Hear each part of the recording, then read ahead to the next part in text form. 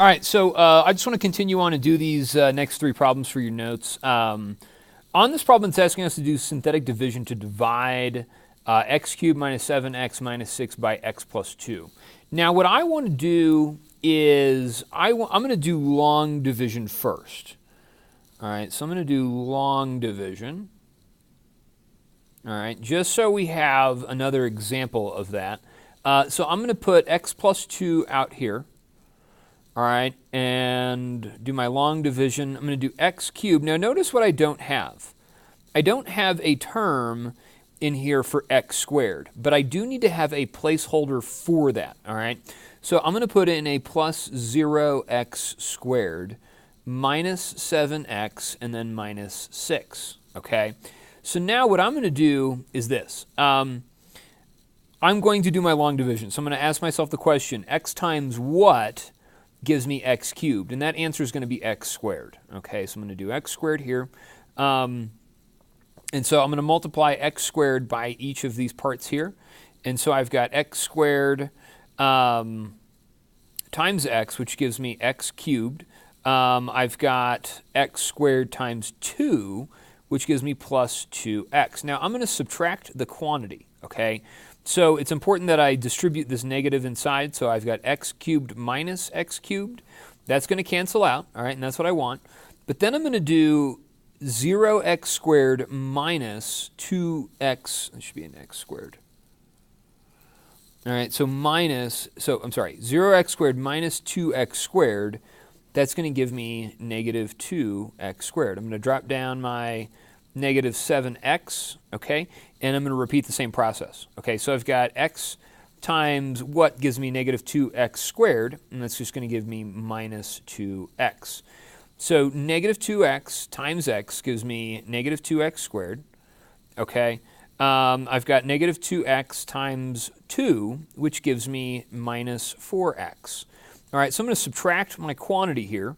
All right, so I've got negative 2x squared minus a negative 2x squared. That's really going to be adding 2x squared, so those are going to cancel out.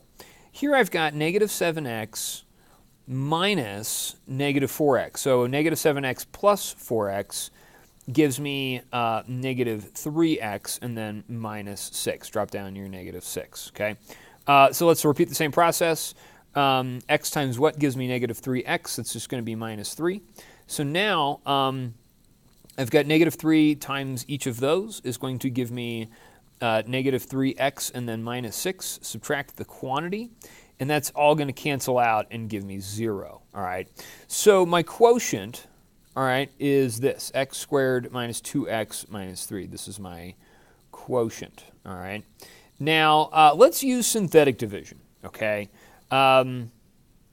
And what we learned in the previous part, division, okay? What we learned in the previous part is that if my factor is x plus 2, okay, then I need to set that equal to 0 and solve for x. I'm going to subtract 2 from both sides, and I get that x is equal to negative 2. This is going to become my divisor. Okay, so if I'm doing synthetic division, what I want to do is this. I'm going to put my divisor, negative 2, and put a little box around it. And then I'm going to do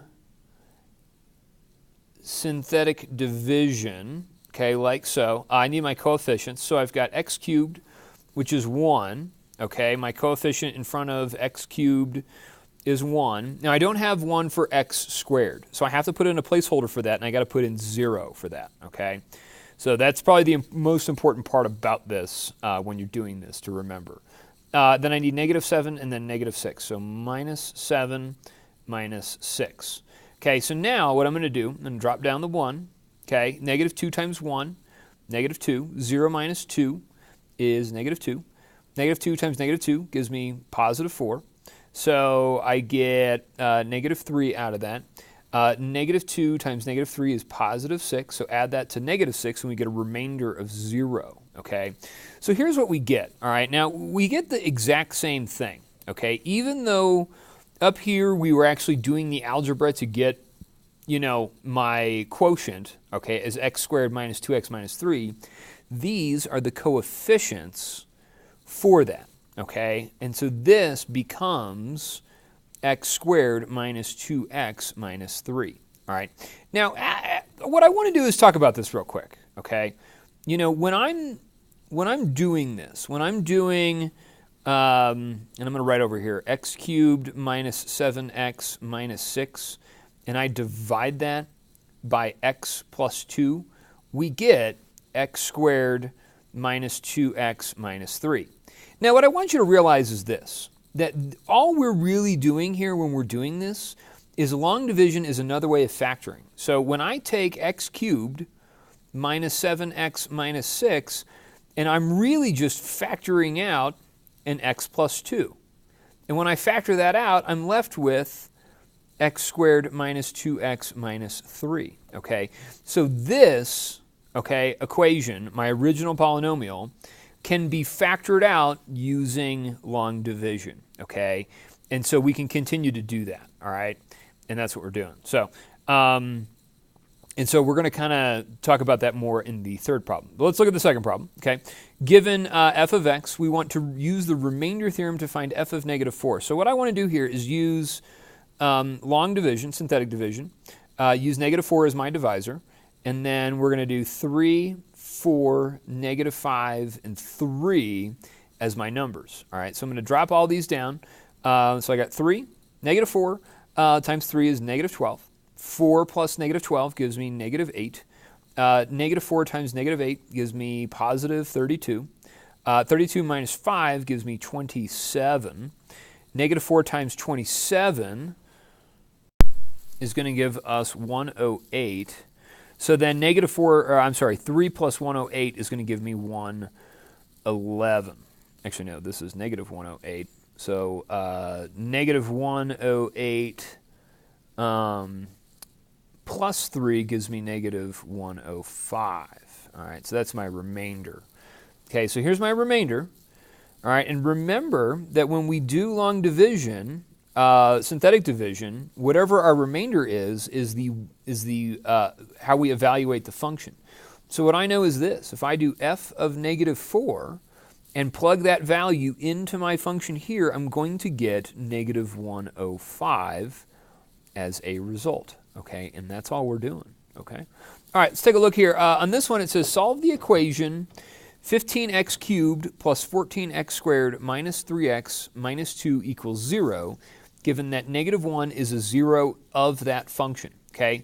So what I'm going to do is this. I'm going to do synthetic division, use negative 1 as my divisor, and put my coefficients down. 15, 14, negative 3, negative 2. I'm going to drop down my 15, okay? So negative 1 times 15 gives me negative 15. Negative 15 plus 14 gives me negative 1. Negative 1 times negative 1 is going to give me positive 1. Negative 3 plus 1 is negative 2. So then negative 1 times negative 2 gives me, what do we got here? Positive 2. And so then negative 2 plus 2 gives me a remainder of 0. So what I want to realize from this is that I have taken 15x cubed plus 14x squared minus 3x minus 2. I've set that equal to 0. Now I've used the fact that x is equal to negative 1 as my divisor. Okay, this is my divisor. What I want to do, and I'm going to write that down, this is my divisor. If I wanted to turn this into a factor, okay, what I would do is I would add 1 to both sides. So take x minus x x equals negative 1. I would add 1 to both sides and set that equal to 0, and I get x plus 1 is equal to 0. So my factor is x plus 1. Okay, my divisor is x equals negative 1, but my factor is x plus 1. So what I get here is I'm going to factor out in x plus 1, and here is what we are left with. Okay, this is going to give me 15x squared minus x minus 2 is equal to 0. Now what I want to do at this point is try and factor this. Okay, I'm not sure if it's factorable, but let's just check and see. And let's just do the box method on this one. Okay, if it's not, we have another option. So 15x squared minus 2. I'm going to do 3x and 5x. I'm going to do, all right, so what I'm going to do is I'm going to do a 2 over here and a 1 over here. Now what I need to figure out is my sign. One of them has to be negative, okay? And I'm going to make this negative and this positive. So I get a 5x in this box, then a negative 6x in this box, and then that gives me negative x. So here's what I got. All right, all this will factor. So now the next step in my equation, I would write x plus 1 times 3x plus 1 and 5x minus 2 is equal to 0. Now what I want you to understand, guys, is I have taken this, which was unfactorable. You couldn't factor this before, okay, by grouping, all right? And I just kind of know that because I look at it up here. If I factored out an x squared, I'd have 15x plus 14. Here I'd factor out a negative 1, and I have 3x minus 2. Okay, so I don't have the same thing. So I can't factor this by grouping. And so what I have to do is synthetic division to get down to a quadratic that I can then factor. Okay, and so that's what's so powerful about this concept of long division, is that I have factored this.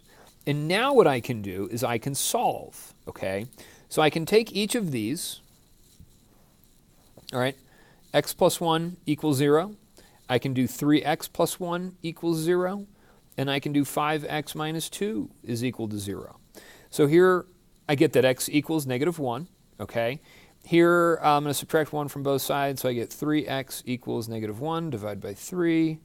So I get that x is equal to negative 1/3, okay?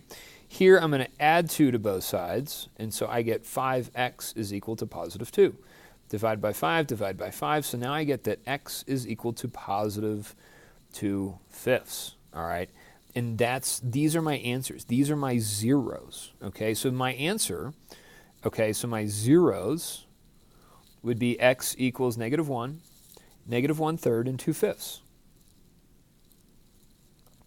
All right, and that's my answer, okay? So that's what we do. That's why, this is so powerful. It allows us to factor this. Now what we did, all right, so now that we know how to do this, in the next section we're going to learn how to graph these types of equations and use synthetic division to help us obtain zeros so that we know where the graph crosses the x-axis. Remember, zeros, where the graph crosses the x-axis, okay?